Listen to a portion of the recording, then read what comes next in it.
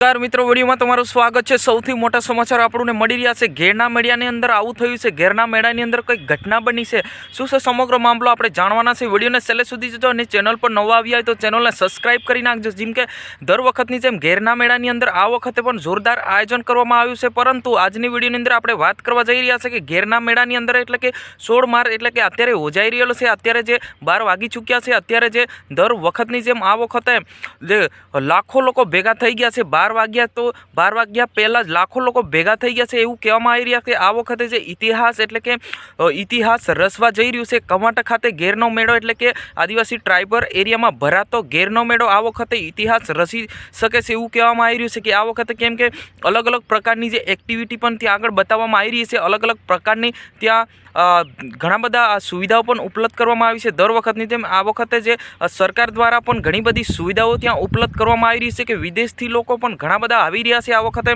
વાત કરવામાં આવે છે દર વખતની જેમ આ વખતે જે લાખો લોકો ત્યાં આગળ આદિવાસી ટ્રાઇબલ એરિયામાં એટલે કે છોટાઉદેપુર જિલ્લાના કવાંટ તાલુકા ખાતે જે આ ઘેરના મેળાનું આયોજન કરવામાં આવે છે। દર વખતની જેમ આ વખતે પણ આયોજન જે થઈ રહ્યું છે। જ્યાં મિત્રો વાત કરવામાં આવે તો ડેડિયાપાડાના ધારાસભ્ય ચેતરભાઈ વસાવા પણ ત્યાં આગળ રેલી સાથે જે કવાંટ પહોંચી ગયા છે અને ઘણા બધા નેતાઓ પણ ત્યાં આગળ ઉપસ્થિત રહેવાના છે। સાથે સાથે લોકો જે ગામડેથી આવતા હોય છે, ગામડેથી ઢોલ નગારા અને શરણિયા સાથે પોતાની ટીમ સાથે ત્યાં ઘેરના મેળાની આનંદ લેવા માટે આવતા હોય છે। જ્યાં મિત્ર તમામ માતા બહેનો ભાઈઓને મારે રિક્વેસ્ટ કે આપણે ઘેરના મેળાનું એકવાર જરૂરથી જરૂર મુલાકાત લેવી જોઈએ, જેથી કરીને આપણને પણ ખબર પડે કે ભાઈ આ મેળો જે છે તે વર્ષોથી ભરાય છે અને વર્ષે ને વર્ષે આ મેળાનું જે લોકપ્રિય છે વધતી જાય છે એવું કહેવામાં આવ્યું છે કે આવનારા સમયમાં જે આ કવાંટના ઘેરના મેળાને એક લોકપ્રિય મેળો તરીકે પણ જાહેર કરવામાં આવે છે એવું પણ લોકો કહી રહ્યા છે। અને અત્યારે માનવામાં આવે તો વિશ્વ પ્રસિદ્ધ મેળો એટલે કે આખા વિશ્વની અંદર આ જે પ્રખ્યાત મેળો આપણે કહી શકાય છે। અને